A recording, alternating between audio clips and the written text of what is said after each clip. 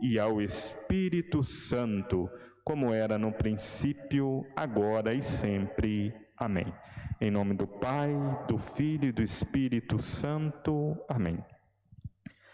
Então, mais uma vez, uma boa noite a todos vocês que já estão aqui no nosso Facebook, nos acompanhando para participar dessa formação.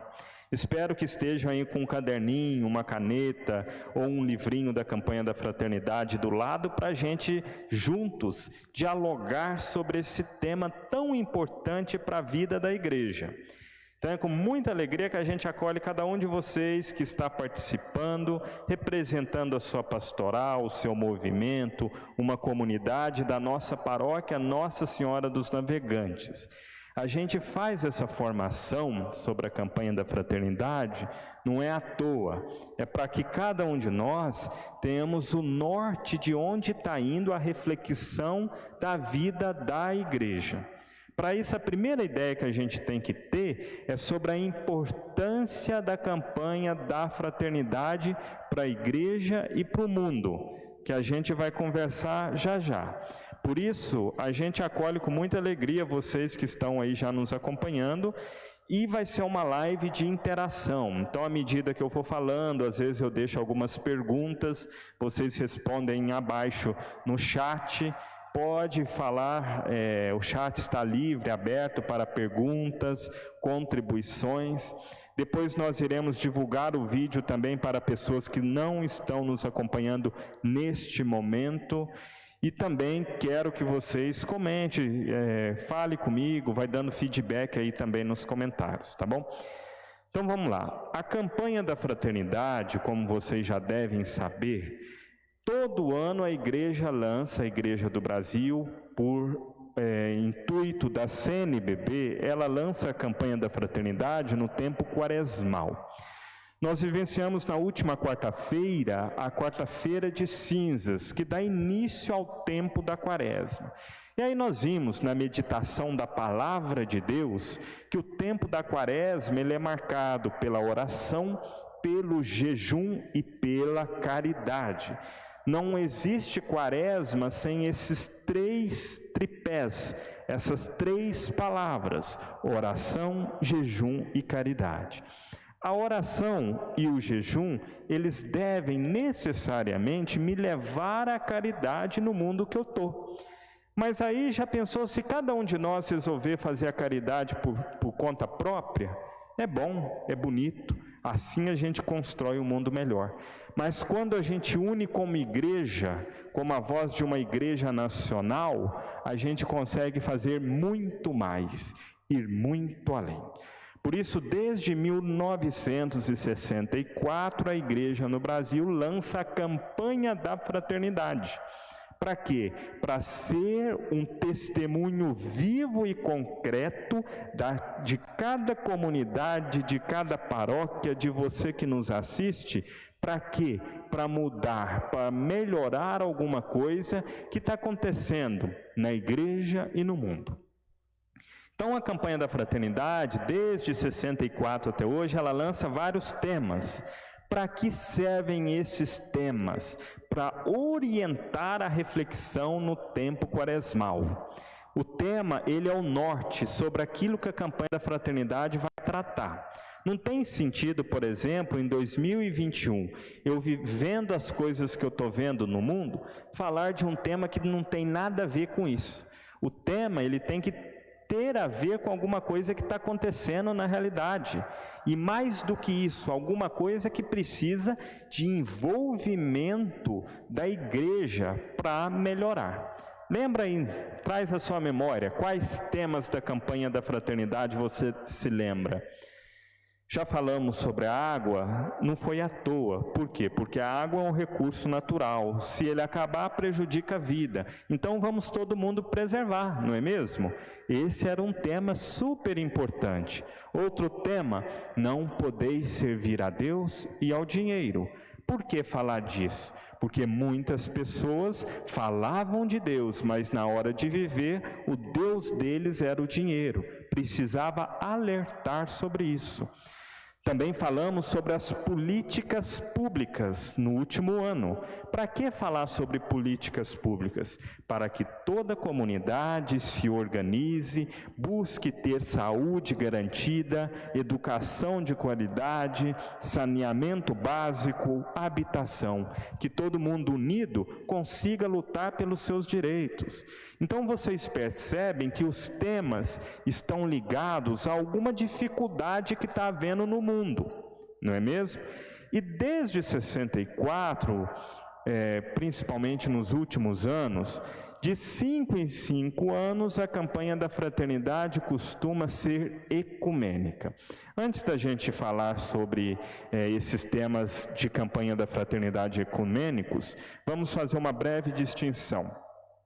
Quando a gente fala em ecumenismo, a gente fala das relações que devem existir entre as igrejas cristãs. Nesse caso, eu vou considerar o quê? A Igreja Católica Apostólica Romana, que nós estamos professando a fé, a Igreja Ortodoxa Oriental, as igrejas oriundas da Reforma Protestante, os novos credos e comunidades cristãs também, ou seja, quem professa Cristo, quem acredita em Cristo e no seu Evangelho. Quando eu falo de ecumenismo, eu falo das relações existentes entre essas igrejas cristãs. Quando eu falo em discurso religioso, diálogo interreligioso, eu estou falando da relação, por exemplo, do cristianismo com religiões de matriz africana, com o hinduísmo, com o islamismo. Aí eu tenho o diálogo interreligioso. Então, a partir do momento que eu tenho uma campanha da fraternidade que é ecumênica, quer dizer o quê? Que não é só a Igreja Católica que está envolvida, mas na preparação, nos encontros, no diálogo, nas iniciativas conjuntas, eu tenho a Igreja Católica e outras igrejas cristãs, unidas na mesma direção.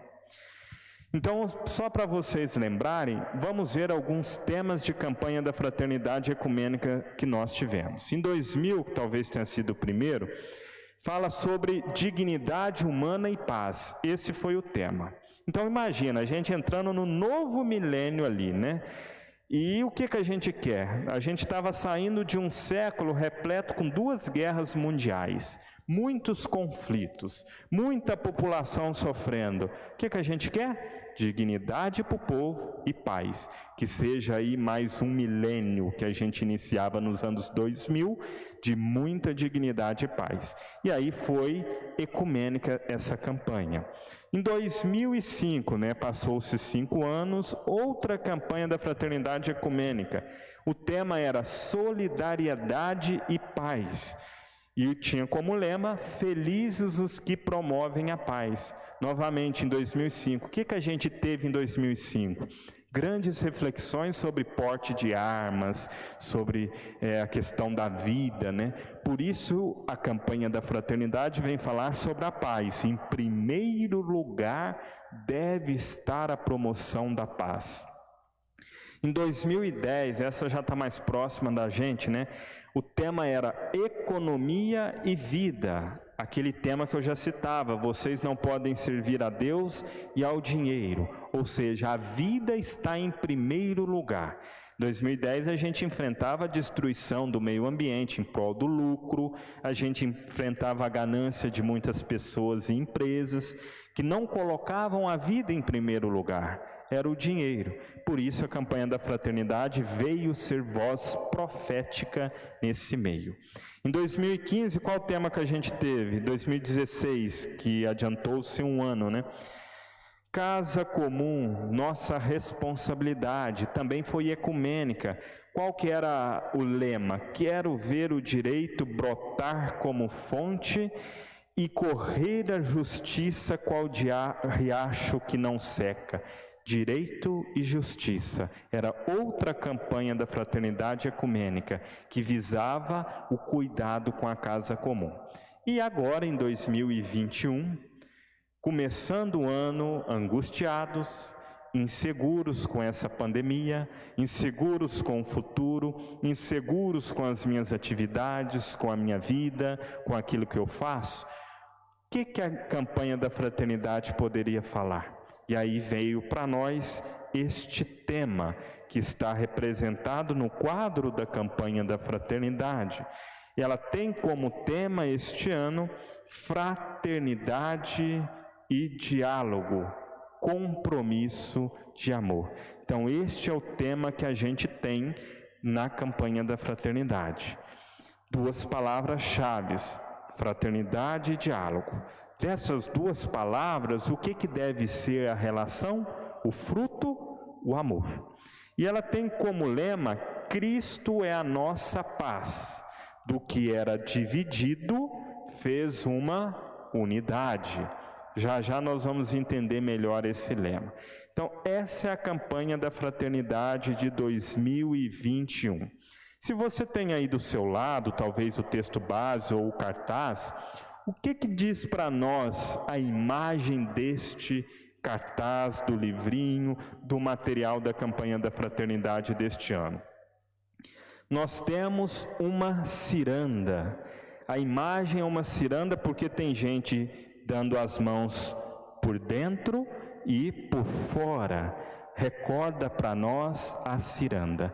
A ciranda é tão importante para nós, também para muitas culturas, porque quando você fazia uma ciranda, era um momento de alegria. A colheita foi farta, não tem ninguém passando dificuldade, então vamos agradecer a Deus. E aí tinha a ciranda, ia para dentro e depois voltava e todo mundo dançando. Era momento de alegria, era momento de ação de graças. E aqui mostra para nós que essa ciranda, que por mais que esteja aqui, cada um parado aqui no livrinho, né? Eles estão em movimento. Nos mostra que tanto a religiosa, como o cadeirante, como o indígena, como o negro, como o padre, como também o judeu, ou o reverendo, ou o líder religioso, como a criança, todos estão incluídos na ciranda. Não tem ninguém de fora dessa dança. O trabalhador, o operário, o lavrador, tem também uma enfermeira de máscara, né, que mostra para nós essa realidade do Covid, os nossos heróis de hoje. Então, a imagem nos vem mostrar essa ciranda. Mostra para nós primeiro o gesto de dar as mãos. Eu dou a mão para quem eu tenho uma consideração. Eu dou a mão para quem está do meu lado direito e para o meu lado esquerdo para gerar a vida, porque eu tenho apreço pela pessoa, não é mesmo? Então, quando a campanha da fraternidade traz essa imagem, o que ela quer da gente? Vamos fazer ciranda. Não importa quem é você que está aí nos acompanhando, a sua história, importa que você também faz parte dessa ciranda. Importa que para Deus Ele vai ficar entristecido se eu tiro alguém da ciranda e deixo de fora da dança. Por isso a importância dessa campanha da fraternidade. Isso é diálogo. A mesma coisa é a ciranda da vida, a ciranda da alegria, que gera vida. É um momento de ação de graças. Ninguém está fora. Então, como que a gente vai falar dessa campanha da fraternidade diante dos tempos tão difíceis que a gente está vivendo hoje em dia? O livro, o texto base que eu me baseio para esta reflexão, junto a pensamentos de outros teólogos, de outros líderes da igreja, ele traz logo de cara essa seguinte pergunta: como que eu vou viver o lema, né? Cristo era nossa paz, do que era dividido fez uma unidade. Como que eu vou viver esse tema e esse lema em tempos tão difíceis e incertos hoje em dia? Que eu tenho muitos conflitos, que eu tenho muita violência, que eu tenho racismo, que eu tenho xenofobia e eu tenho outras práticas de ódio.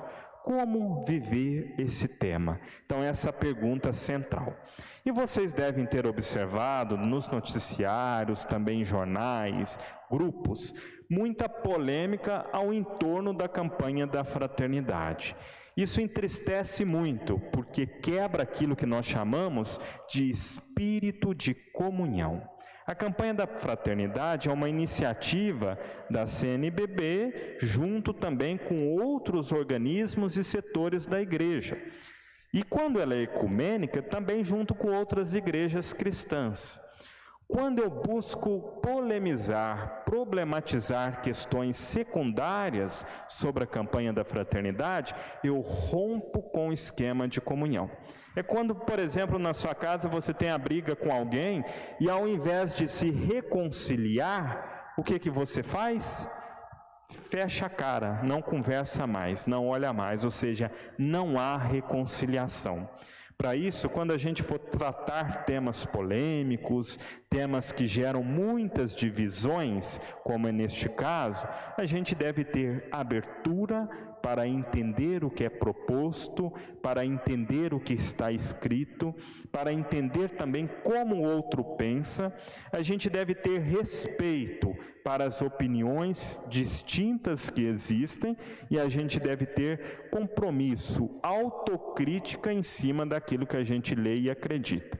Então imagina, a gente vai falar em 2021 sobre a unidade. Se eu vou falar sobre a unidade é porque está havendo muita divisão no mundo, não é mesmo? E aí, quando sai a campanha da fraternidade, que é para falar sobre a unidade, já tem divisão interna. Como que eu vou falar para o mundo, para unir, para entrar todo mundo na ciranda que está nessa imagem, se eu mesmo estou causando a divisão? Vocês vão ver, talvez, do que eu tratar hoje, vai ter alguns temas que você discorde ou tenha outra visão. Isso é normal, a humanidade é assim. Cada um de nós tem uma história diferente do outro, uma visão de mundo diferente do outro. E a gente deve respeitar o que o outro pensa, como o outro viveu e a história do outro. É isso que a igreja quer de nós. E é justamente isso que ela está tendo que enfrentar. A divisão, a problematização e também aquilo que é o discurso de ódio em cima da própria campanha. Então, já vem para nós o primeiro ensinamento. Nós, como paróquia, como comunidades, como leigos, religiosos, sacerdotes, vamos entrar na ciranda com respeito, com abertura. Aqui não vem promover discurso de ódio. A campanha da fraternidade fala do Evangelho para o Evangelho de hoje, que é o mundo, que é a sua casa. E aí, diante disso, ela traz como objetivo, como vocês sabem, o texto base da campanha, ela vem enumerado os temas, se você está aí também nos acompanhando ou quer adquirir, ela vem acompanhado por números, igual outros documentos também da CNBB, e aí esses números nos orientam. Eu irei falar esses números, caso vocês quiserem anotar, para depois aumentar a sua discussão e também estudar mais em cima desses temas. Então, o objetivo da campanha da fraternidade, ela sempre vai ter um objetivo, todas as campanhas. O objetivo é o quê? O que eu quero alcançar com isso? Para que eu vou falar disso? Então, qual que é o objetivo? Hoje a gente está fazendo uma formação aqui hoje, sobre a campanha. O mesmo objetivo que a campanha tem é o objetivo que eu tenho em falar para vocês sobre esse tema. Então, o objetivo é convidar as comunidades de fé, cada um de vocês, e pessoas de boa vontade a pensarem. Primeiro verbo, convidar. Segundo verbo, pensar. Avaliarem. Não tem como eu avaliar sem antes pensar em cima. Então, primeiro eu penso, depois eu avalio aquilo que eu estou pensando. E identificarem, outro verbo, identificar o quê? Caminhos para superar as polarizações. Então, no objetivo já está o problema que eu vou enfrentar. Qual que é? Polarização. Dizer que hoje a gente não vive uma polarização de ideias, política, social, econômica, é ignorar a realidade que a gente vive. E a gente não pode pôr vendas, mas ao contrário, tirá-las. Então mostra para nós o problema. Pensar, avaliar e identificar o quê? As polarizações para superar, ou seja, enfrentar, né? Polarizações e violências. E aí o texto básico vai falar de várias, e a gente vai entender melhor elas, né? Através do quê? Aí ela lança o objetivo, então eu vou identificar, avaliar, pensar bem esses problemas, mas como que eu vou resolver? No objetivo já está a dica para a gente, olha, através do diálogo amoroso, que é o que falta. Basta falar numa roda de conversa sobre o Big Brother Brasil, sobre o futebol, eu sou desse time, mas o juiz roubou, já dá uma maior confusão do mundo, né? Se o diálogo ele for amoroso, você que está me acompanhando, mesmo discordando do que eu estou falando, você vai ter amor. Você vai promover o diálogo, você vai estar aberto a respeitar o que é diferente. E é isso que está faltando no mundo de hoje, por isso esse tema.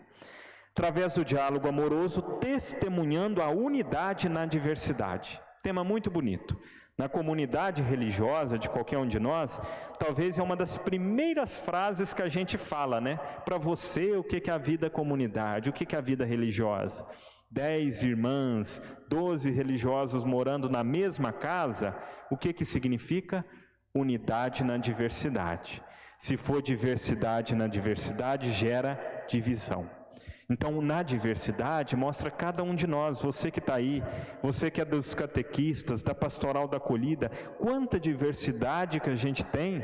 Gente que veio do Nordeste, do Sul, do Centro-Oeste, gente que passou por inúmeras dificuldades e problemas convivendo juntos. Gente que tem inúmeros defeitos, como também tem inúmeros dons, convivendo juntos. Isso que é a diversidade. Mas como que está essa convivência? É respeitosa? É amorosa? Se for, se estão focados no mesmo objetivo, existe unidade. Se eu quero derrubar meu amiguinho, já não vai ter unidade na diversidade. Por isso, para nós cristãos, que somos uma comunidade diversas, o que prova para nós que existe essa diversidade? Um textinho desse causar tanta polêmica, já mostra que existe muita diversidade de vida, de pensamento e de experiência de fé. O que vai mostrar para nós que existe unidade nessa diversidade? Quando eu coloco o Evangelho na frente e sou capaz de fazer a experiência de Deus. E respeitar, entender que eu não estou sozinho, entender que não basta a salvação somente para mim, mas para quem faz a ciranda comigo, para quem caminha comigo. E aí o texto traz um monte de objetivos específicos que nós vamos passar rapidamente para alguns deles. O que é objetivo específico? Aquele mais direto, para onde eu vou, o que eu quero alcançar. Então vamos ver alguns. Redescobrir a força e a beleza do diálogo como caminho de relações mais amorosas. Se existe diálogo, é mais fácil da gente resolver os conflitos. Se não existe o diálogo, o conflito aumenta. É a mesma coisa na casa, de repente ficou meio estranha a relação. Por quê? Fofoca que veio de fora? Pode ser, né? Mas se não houver o diálogo, vai continuar aumentando o conflito. Aquele disse, não disse. Mas se houver o diálogo, sentar, conversar, expor o que eu penso e respeitar o que você pensa, a relação é de amor. O diálogo é fruto do amor. Denunciar as diferentes violências praticadas. O livro já fala disso, a campanha já fala. Ou seja, existe violência, não podemos negar isso. E legitimadas indevidamente em nome de Jesus. O que significa isso? Eu agredir uma pessoa, por exemplo, e falar que estou fazendo isso por causa de Jesus, pelo Evangelho. Já foi-se o tempo que a experiência de Jesus, ela conduzia ao mal, ao ódio. Hoje em dia não é mais assim. Não podemos legitimar a violência dizendo que é em nome de Jesus. dizendo que a religião do outro é errada e querendo legitimar a minha violência contra o outro através desse discurso. Depois, comprometer-nos com as causas que defendem a casa comum. Desde as campanhas da fraternidade deste século, os temas da igreja falam muito de casa comum. Temos aí a encíclica Laudato Si e outras do Papa Francisco que insistem muito nisso. Gente, a terra é nossa, né? O mundo que nós vivemos não é meu. Eu me vou um dia, mas é nosso. Por isso que eu tenho que cuidar, por isso que eu tenho que amar. Denunciando a instrumentalização da fé em Jesus Cristo, que legitima a exploração e destruição socioambiental. O que a campanha da fraternidade está falando? Gente, não dá para eu aceitar que o meu planeta esteja sendo destruído e ao mesmo tempo falar que Jesus aprova isso, que o Evangelho aprova isso. Em nenhum momento. O Evangelho é aquele que gera vida, não aquele que destrói o planeta. Contribuir para superar a desigualdade. Com a pandemia a gente está vendo mais isso. Quantas pessoas perderam o emprego, quantas pessoas estão enfrentando diversas dificuldades. Então a campanha da fraternidade tem esse objetivo, gente. Vamos melhorar isso. Animar o engajamento em ações concretas de amor ao próximo. Às vezes é o que mais falta, engajar-se em iniciativas comuns. Vamos ajudar ali aquela instituição, aquela creche, aquela clínica que está precisando de apoio, que não tem recursos. Promover a conversão para a cultura do amor como forma de superar a cultura do ódio. É muito bonito isso e a gente vai explanar mais sobre isso já já. Depois, fortalecer a convivência ecumênica e interreligiosa. É o que menos falta, né? Se ele professa outra denominação cristã, outro credo religioso, eu não aceito, eu não consigo conviver com ele, nós somos diferentes, é impossível, eu não vou olhar na cara dele. Não é assim. A convivência religiosa, interreligiosa, ela deve ser pautada pela relação do amor. Estimular o diálogo e a convivência fraterna entre as pessoas e compartilhar experiências concretas de diálogo, de convívio fraterno. Porque é através da partilha da vida, da experiência de Cristo, que eu consigo crescer com o outro. E aí ele já mostra também o texto base para nós que a campanha não vem à toa. Ela já apresenta um probleminha que vai causar os outros, como se fosse uma escadinha. Qual o problema?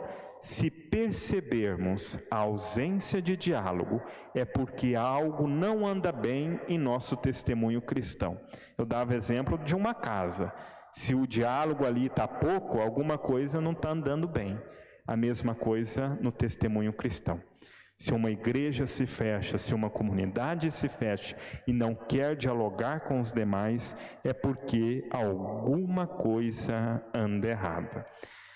Estou aqui recebendo algumas reações de vocês pelo Facebook, vão comentando, vão perguntando. Também, se vocês não concordem, comentem, tá bom? O Deide, Freitales, que Nossa Senhora abençoe sempre e proteja a sua vocação. Muito obrigado, David. E a Socorro, verdade, Frei, até porque o planeta é a nossa casa provisória, temos que cuidar bem. Muito bem. Em cima disso, agora nós vamos ver algumas tabelas, alguns trechos e algumas informações que o texto base nos traz e que nos orienta a vida através dessa campanha da fraternidade. Vamos ver? Logo no número 8, vem falando para nós que a campanha da fraternidade, ela não vem do nada. Ela é justamente num período quaresmal, porque ela deve promover a conversão. Então não adianta eu falar numa campanha da fraternidade de um tema que já está todo mundo cansado de falar e de saber.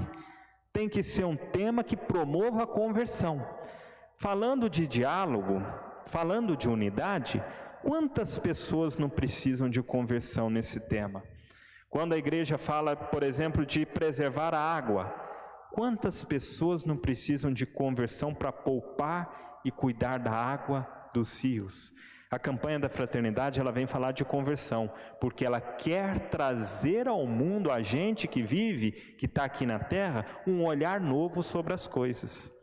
Depois ela vem falando para nós que as palavras de Jesus sempre foram para que as pessoas ali que seguiam ele tivessem igualdade e diálogo.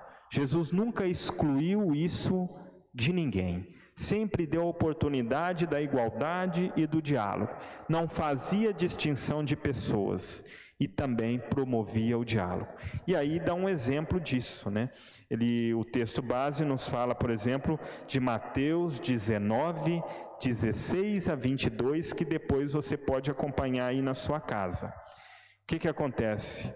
Um jovem ali rico chega para Jesus: Jesus, o que eu faço para ganhar a vida eterna? Vai, vende todos os seus bens, doa aos pobres. E aí ele fica triste e vai embora. Ou seja, ele não assume essa vida nova em Cristo. Para assumir essa vida, muitas vezes a gente tem que deixar coisas para trás. A gente tem que renunciar. E às vezes a gente tem que renunciar à cultura do ódio, à cultura da divisão. A gente tem que acolher, abraçar mais do que apontar dedo e julgar.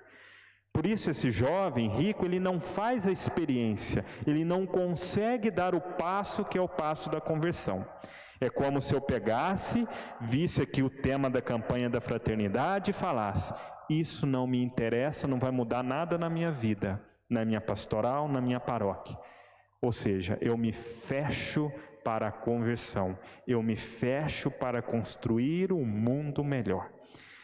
E depois Jesus nos convida, no número 10 do livrinho, a autocrítica. E pergunta, qual que é a lei mais importante? E aí dá também outro exemplo do evangelho que você que está anotando, pode anotar aí. João capítulo 8, de 3 a 13. Qual história que é essa? Jesus pergunta, qual a lei mais forte? Ou seja, aqui nós temos o pressuposto da campanha. O que orienta? Primeiro, conversão. Se eu não tiver atitude de conversão, de abertura, para ouvir o que está aqui, fica difícil. Em segundo momento, entender que a lei mais forte é a lei que gera vida e que não destrói a vida. Nessa passagem de João, nós temos justamente o evangelho da adúltera apedrejada. A lei mosaica, a lei mandava o quê? A lei do Antigo Testamento, contida ali no livro da lei, no Código da Aliança. Mulher que for pega em adultério deve ser apedrejada publicamente. Jesus, diante daquela situação, ele fala: atire a primeira pedra quem não tem pecado. E aí cada um vai saindo. Por que essas pessoas que estavam ali vão saindo? Porque elas têm autocrítica. Elas olham para si mesmo e são verdadeiras. Poxa, eu também não estou vivendo adequadamente. Eu também tenho limitações. Eu também sou humano, erro, tenho pecados. Também vou sair daqui. Não vou tirar pedra, não vou julgar meu irmão. Então Jesus fala que a lei mais forte que existe é a lei da vida. Essa campanha da fraternidade vem defender a vida contra muitas coisas que hoje em dia estão destruindo. No número 11, nós temos novamente outro tema muito importante. Jesus sempre mostra para a gente que as relações humanas devem ser vividas pela lei do amor. Quando que eu vivo uma relação com amor na minha casa, no meu trabalho, na pastoral que eu frequento? Quando eu tenho atitude de compaixão. Lembra lá da parábola do bom samaritano, viu e se compadeceu. Quando eu tenho empatia, ou seja, quando eu sou capaz de colocar no lugar do outro, sentir a dor do outro, e quando eu convivo com o diferente. E aí eu sou capaz de lutar contra a lei que é injusta. Então ele coloca também as relações humanas, que não falte isso nas nossas relações humanas. E aí depois vem outra perguntinha, vamos ver? Outra perguntinha para a gente, olha, nossa fé em Jesus Cristo tem contribuído para posturas na nossa vida de acolhida, de compromisso com as pessoas mais vulneráveis, com os pobres, com os excluídos, e comprometimento na nossa vida com um projeto que supera a desigualdade?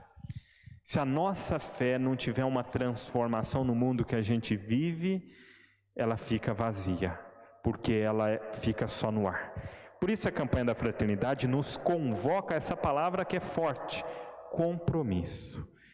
Aí sim eu vou entender que a minha fé, que a minha oração, que o meu jejum, eles têm sentido, porque ele faz o mundo um lugar melhor.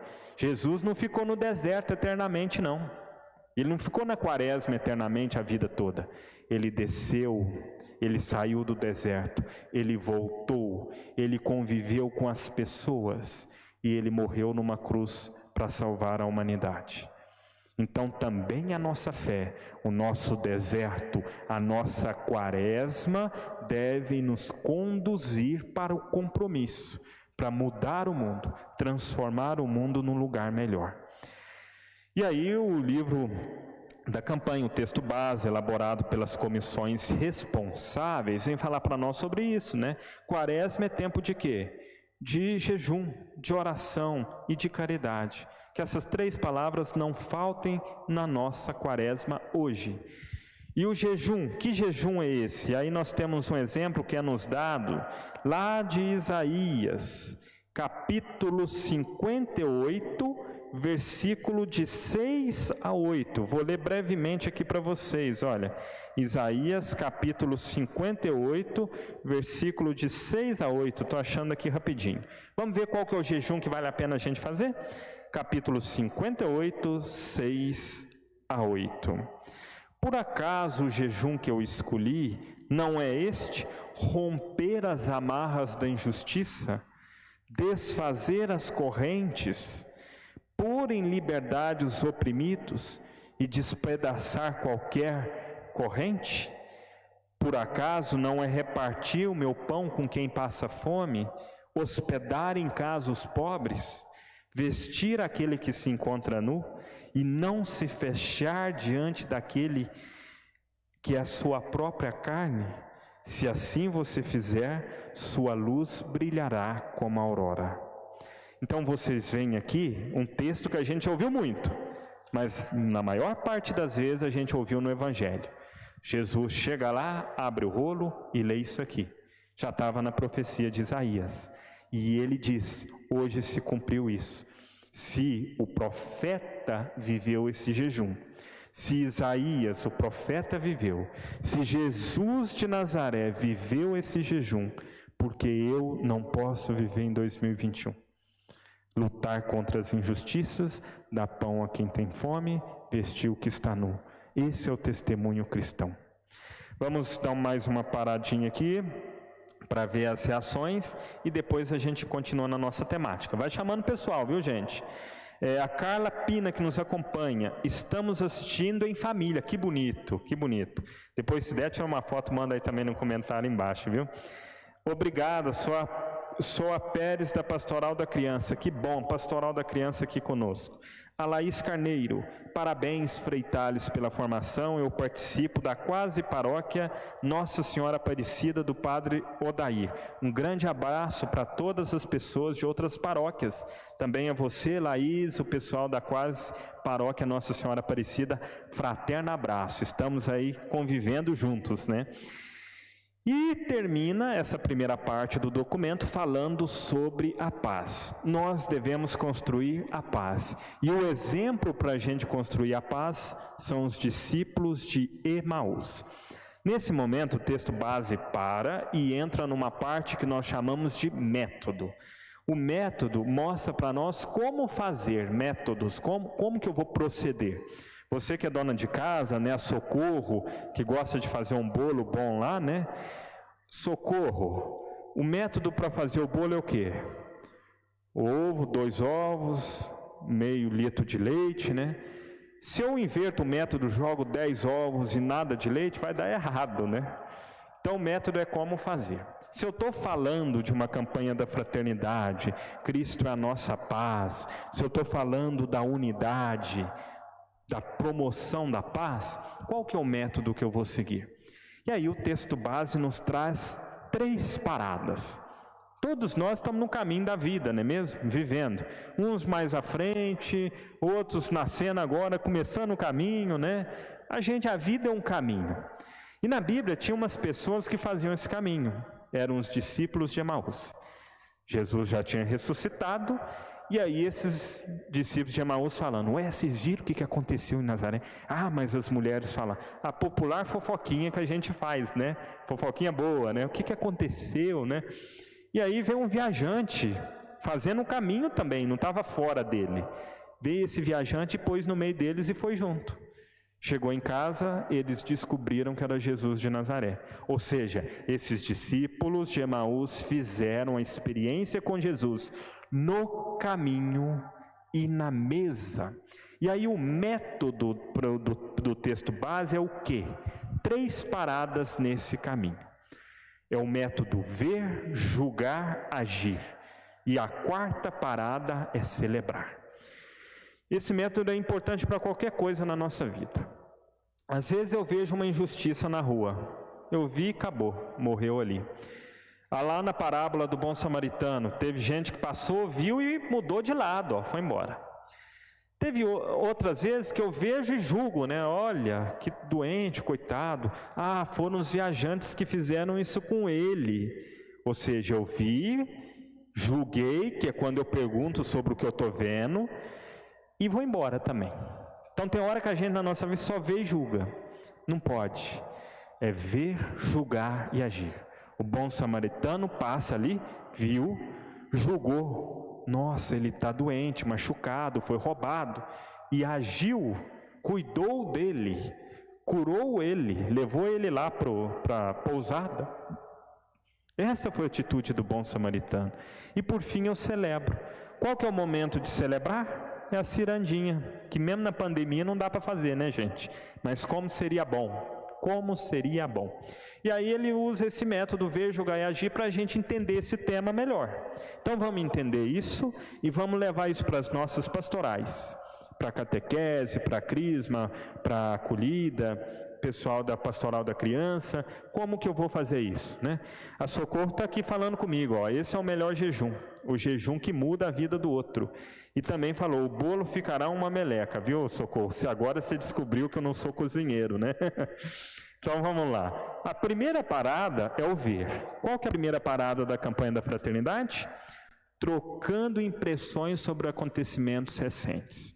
Não tem sentido eu falar sobre diálogo se a realidade que eu estou vendo é a realidade lá de Jesus há 2000 e tantos anos atrás. Não tem eu falar para os jovens de hoje uma linguagem que falava na Idade Média. Eu tenho que falar a partir do que eu vivo, a partir do que eu vejo. Isso que Jesus fez. Jesus falava a partir do que ele vivia, a partir daquilo que ele via.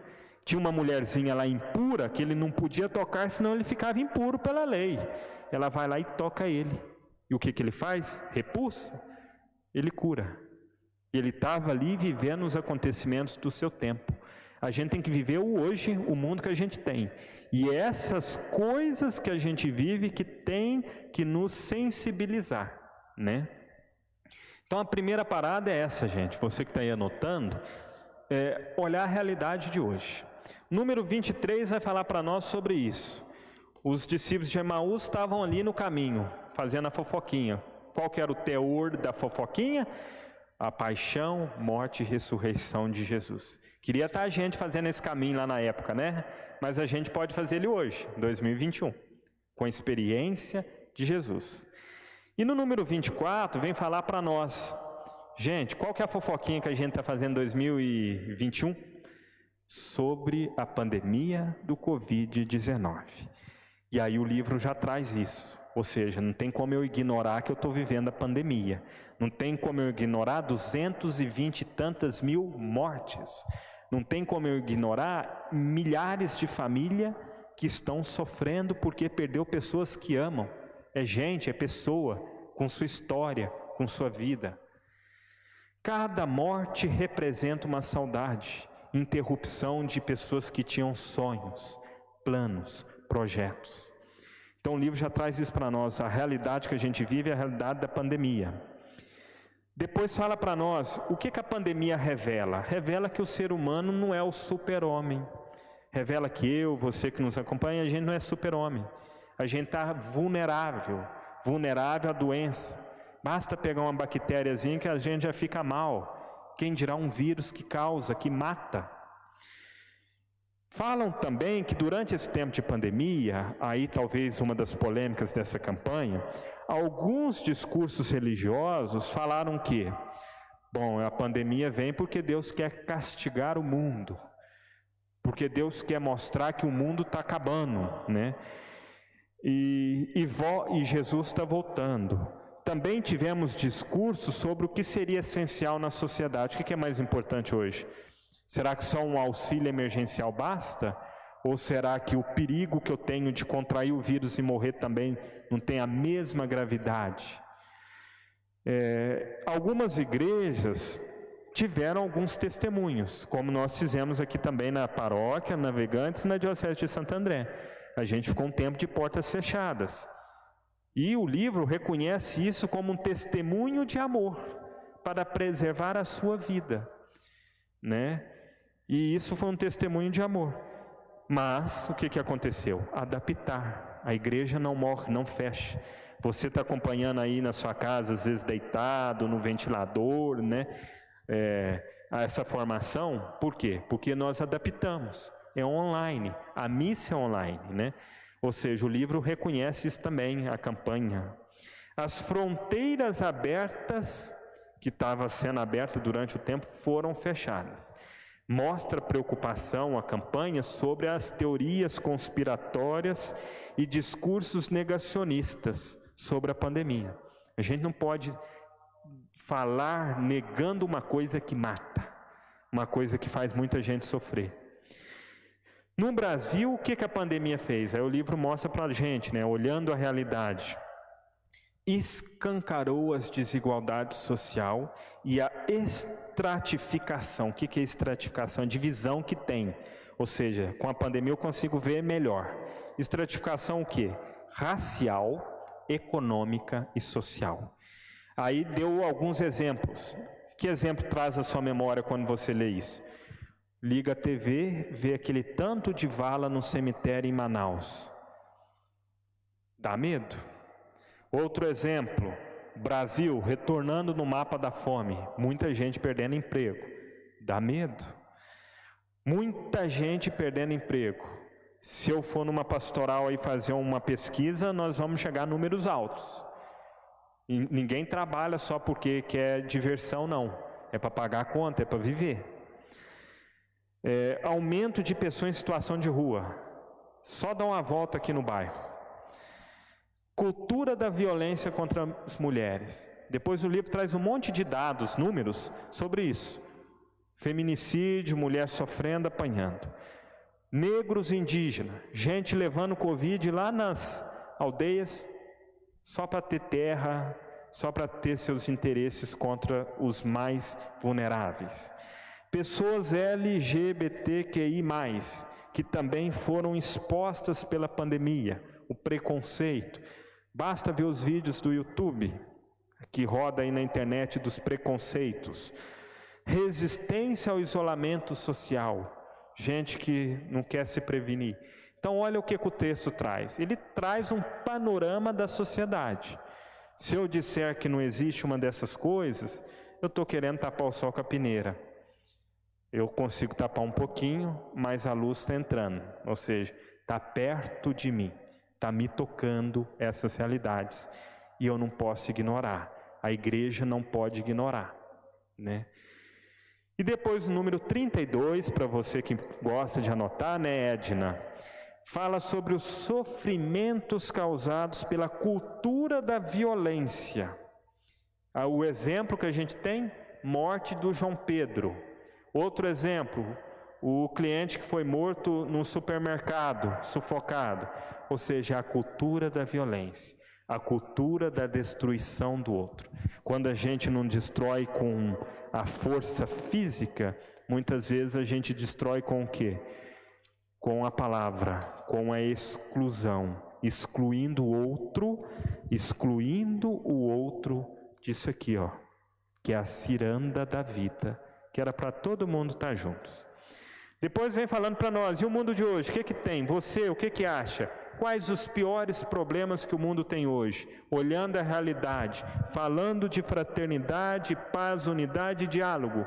Comenta aí embaixo, na sua opinião, qual o pior problema que a gente enfrenta hoje? Ou quais?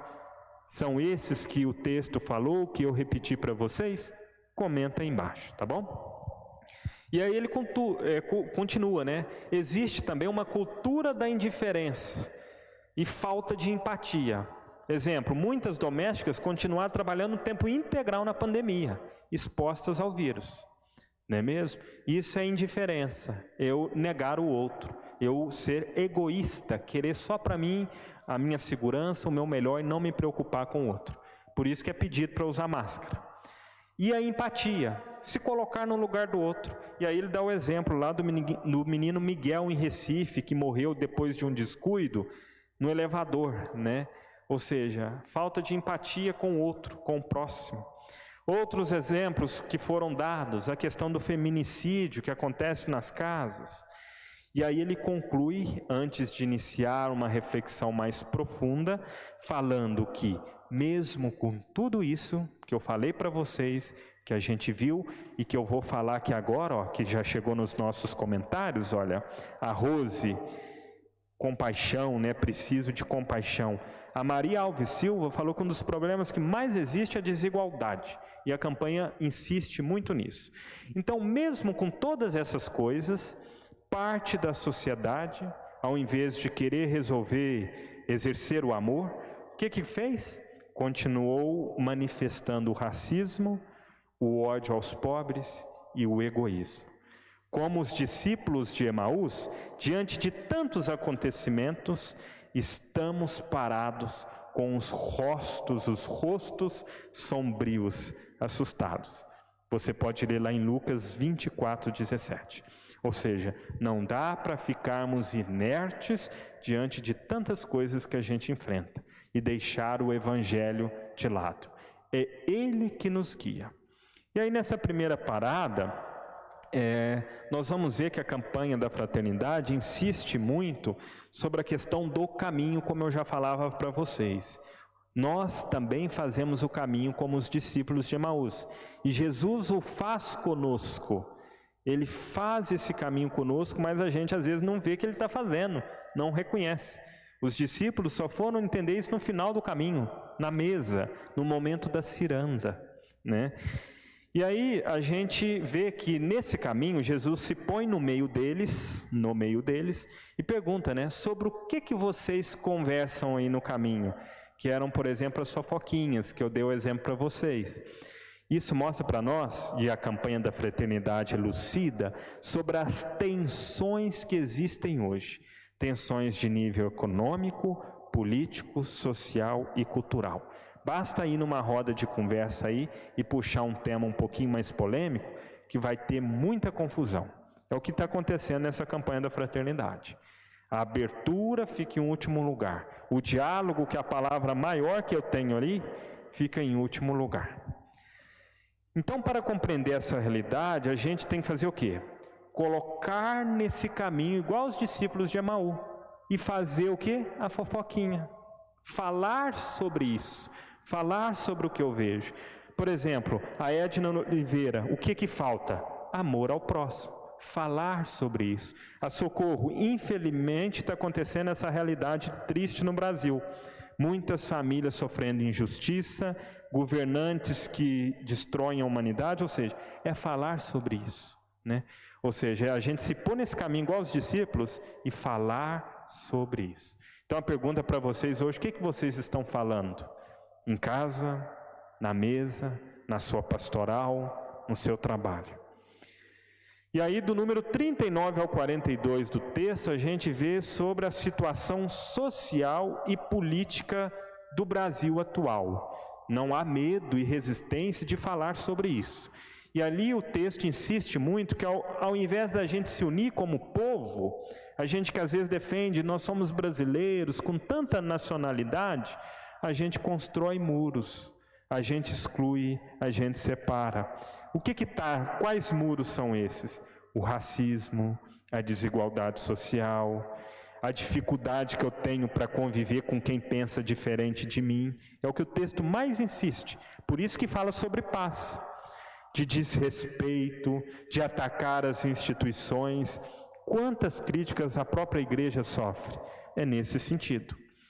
Do número 43 ao 45, nós vemos o texto falando para a gente que a gente tem que comungar com a vida, comungar com o outro, ter discernimento.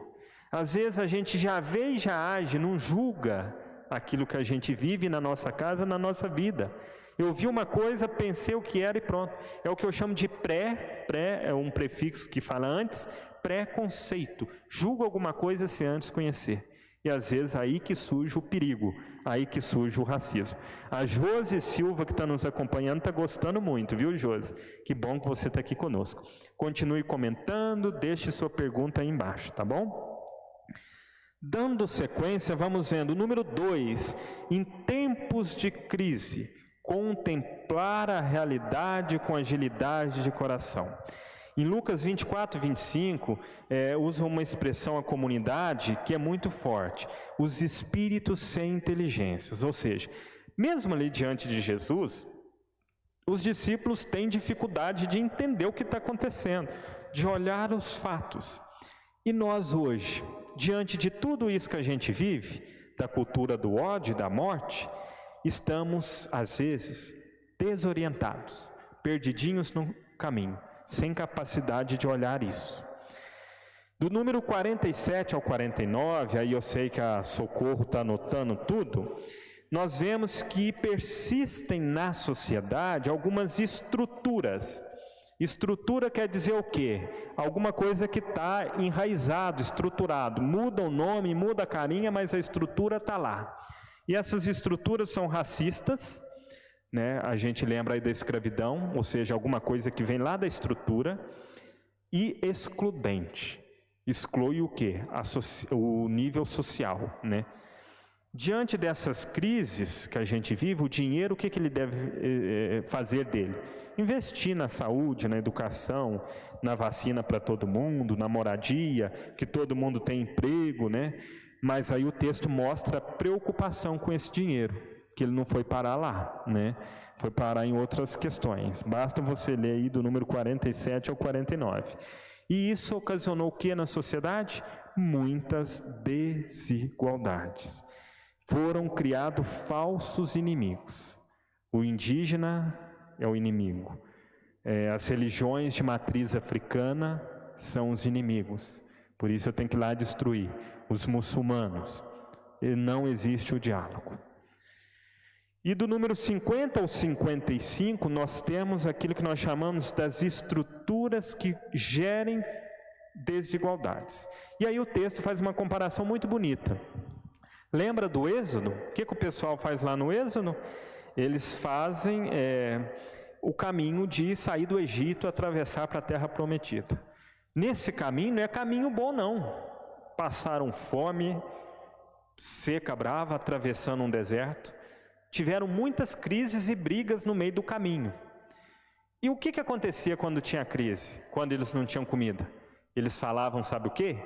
É melhor a gente ser escravo lá do Egito do que passar fome no deserto. Ou seja, era conformar-se com a escravidão ao invés de buscar a terra prometida. O texto fala que isso é um perigo para nós hoje, a gente não pode cair nessa. A terra como organismo vivo, morrendo por causa do capital e do lucro, e a gente negando isso. E aí, para falar sobre isso, tem um poeminha muito bonito no texto, para a gente dar uma pausa aqui, que já está terminando, viu, gente? Então, um poeminha que está na página 27, o número 56. Se você achar bonito e quiser ler, depois você pode ir. É do cardeal José Tolentino Mendonça. Está disponível lá numa página da internet. Olha. Livra-nos, Senhor, deste vírus, mas também de todos os outros que se escondem dentro dele. Livra-nos do vírus do pânico disseminado, que em vez de construir sabedoria, nos atira desamparados para o labirinto da angústia.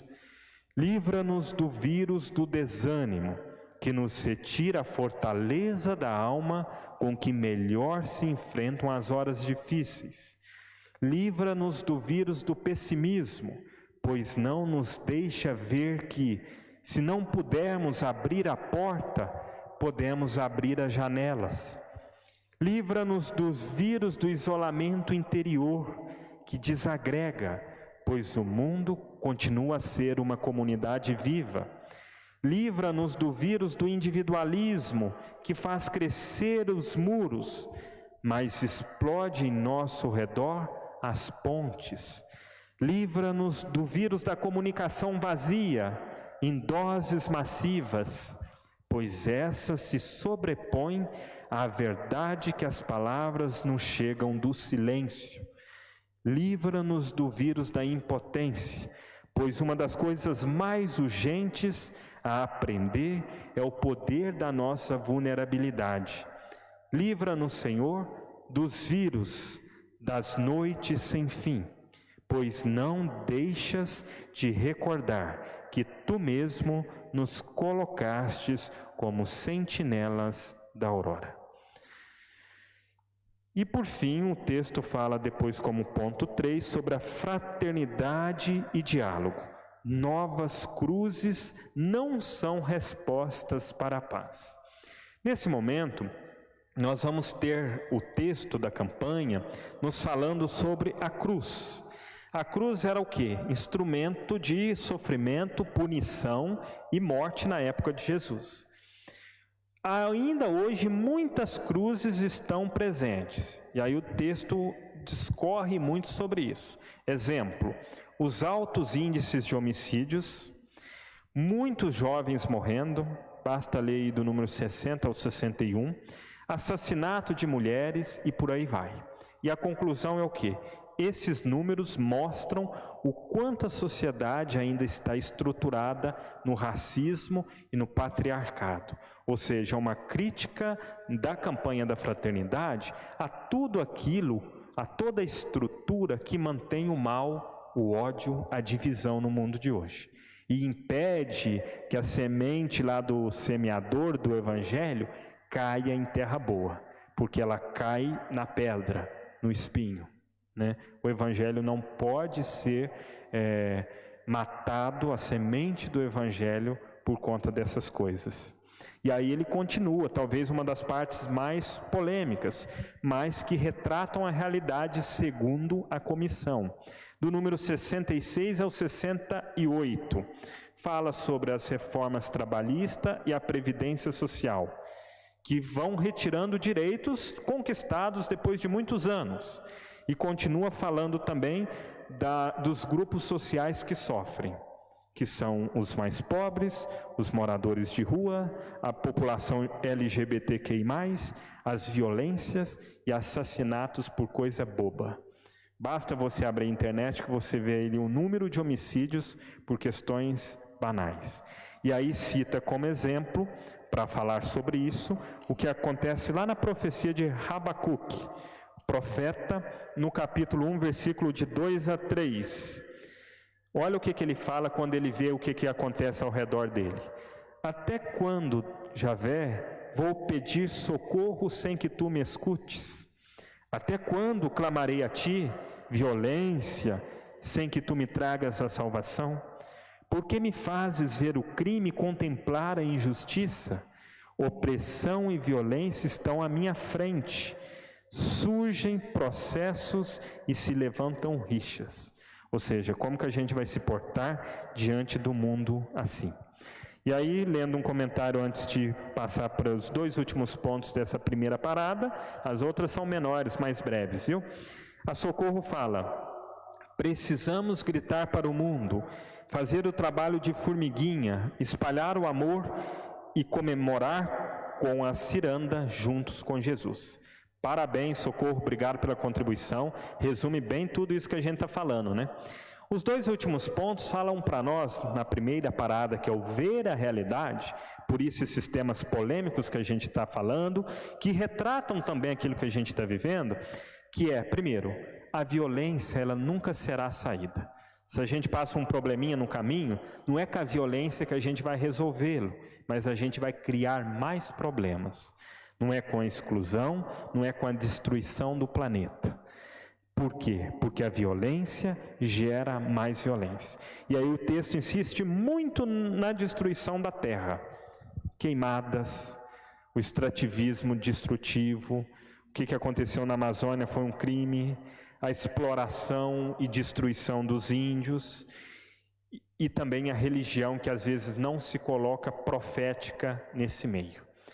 E no ponto 5 ela fala também para nós sobre 3 questões que ameaçam muito a gente e preocupa, que é o racismo estrutural, e aí o texto nos mostra que o Brasil é um país diverso, tem uma diversidade étnica muito grande, religiosa, basta sair na rua, cultural, vamos em cada região do nosso país, em cada estado, o sotaque do freio que é mais puxado para o mineiro, muita gente daqui que eu conheço que é mineiro, de Pernambuco, do Nordeste, do Norte, do Pará, do Sul. O Brasil é um país de diversidade, não tem por que eu ficar dividindo, criando raças.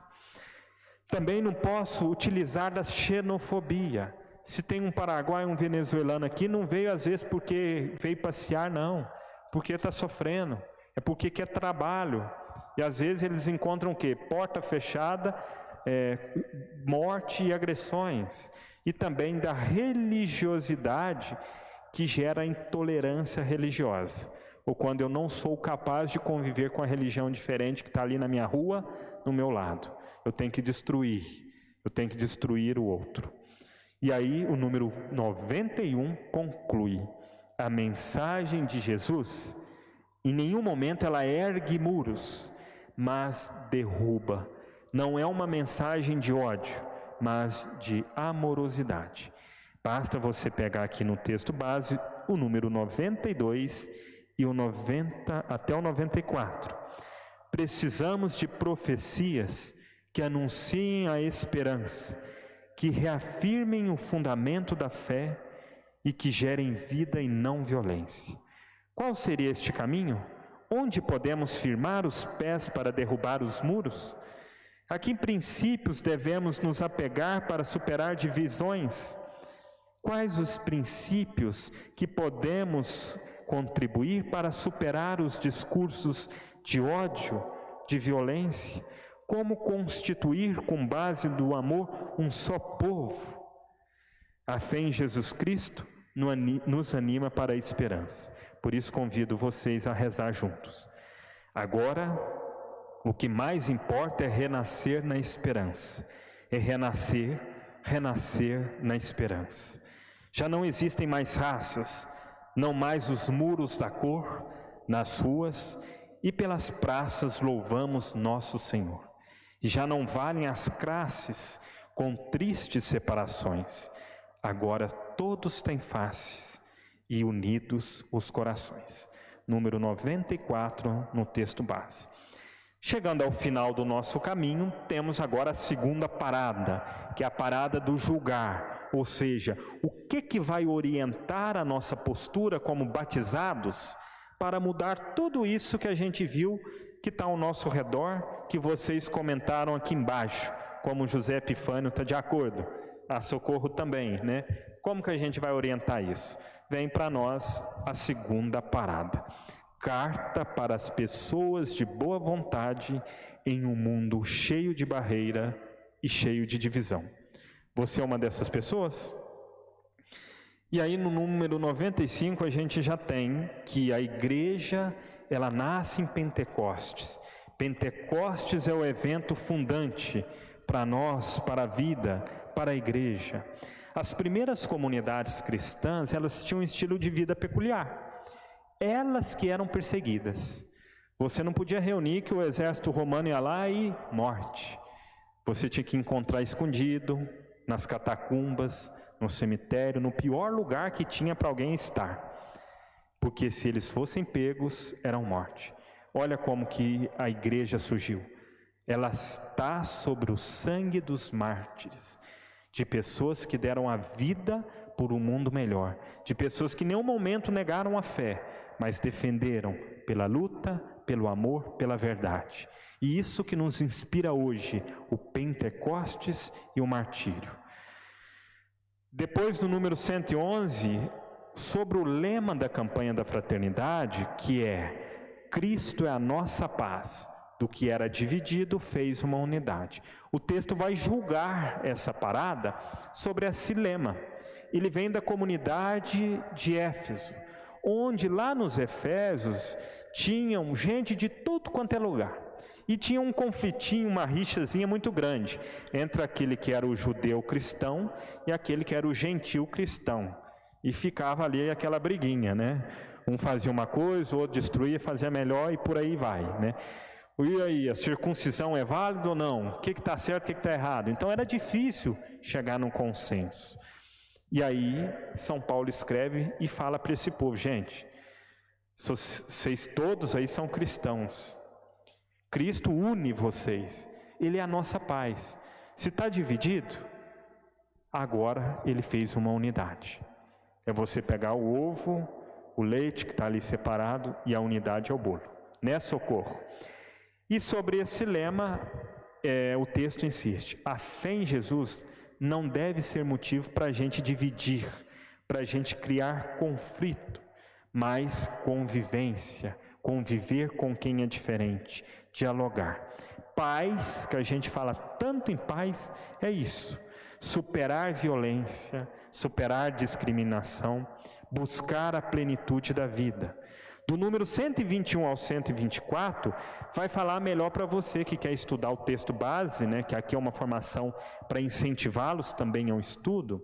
Do 121 ao 124, fala que a carta aos Efésios pretende mostrar a força que aquele povo tem, que eles juntos podem construir muita coisa. A identidade deles está em Cristo.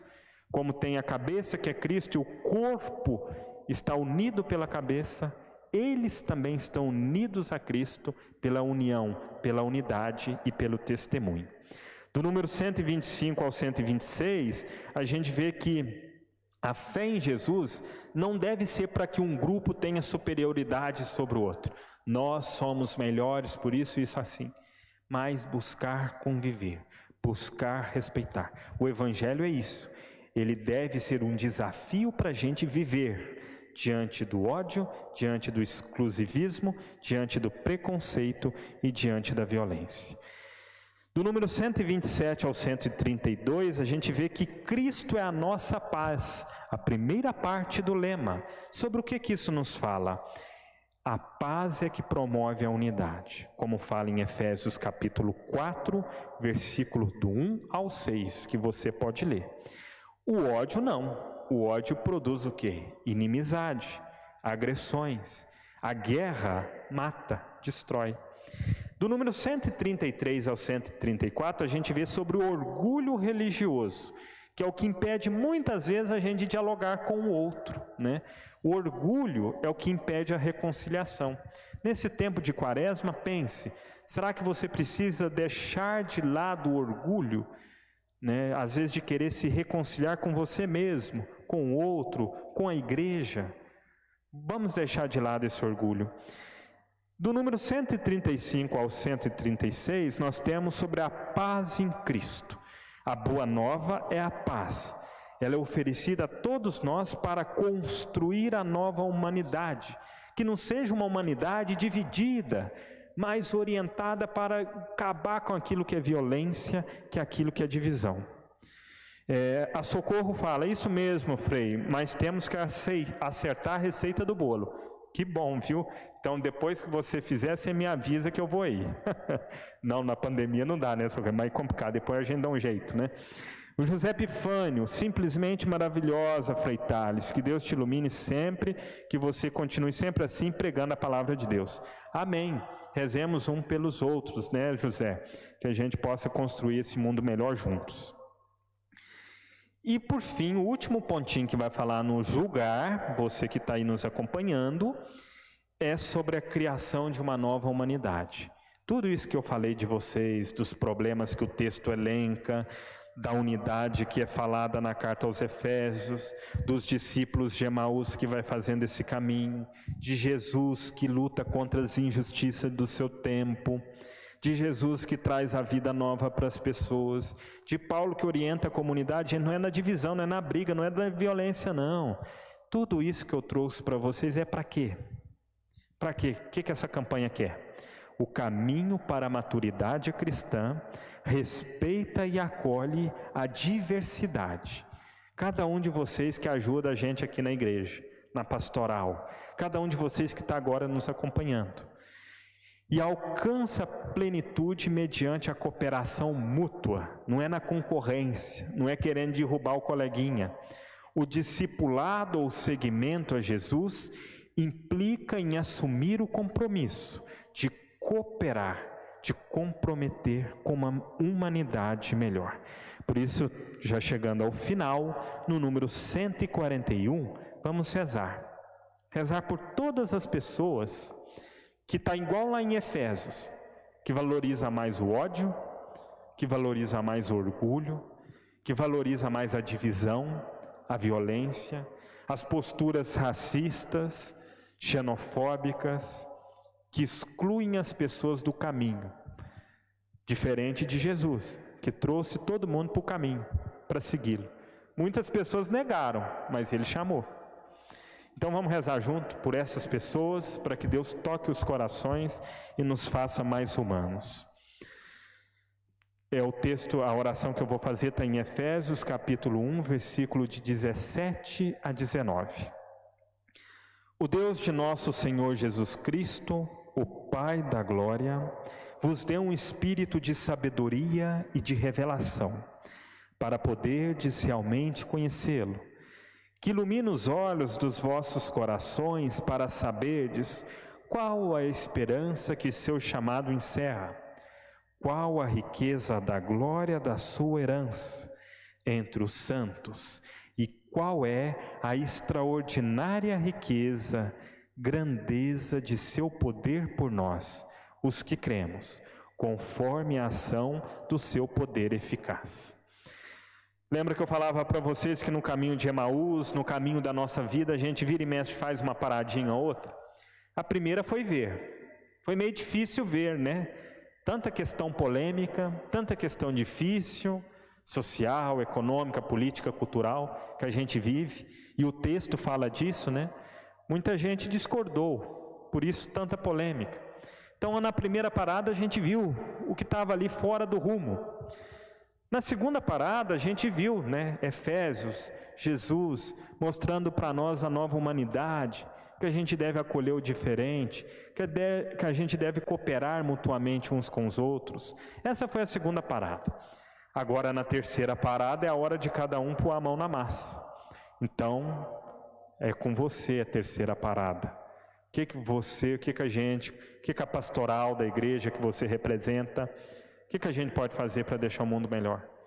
Talvez exercitar mais a unidade, exercitar mais o amor. E aí, o texto base, no número 144 até 147, algumas páginas, nos fala que a fé em Jesus deve levar cada um de nós a quebrar os muros. O batismo exige que a gente se esforce para que as comunidades não tenham medo de denunciar o que tem de errado. E aí ele traz algumas atitudes práticas para a gente, dá algumas dicas que a gente deve fazer como igreja em cada um na sua vida, na sua casa. Vamos lá? Primeira, promoção do diálogo ecumênico.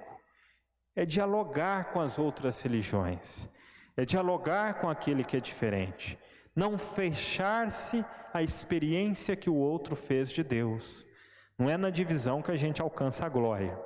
Por isso, a importância do diálogo. Como eu falava lá no início, às vezes tem um probleminha aí tão simples de resolver, mas por não ter diálogo, ele vai crescendo e nunca se resolve.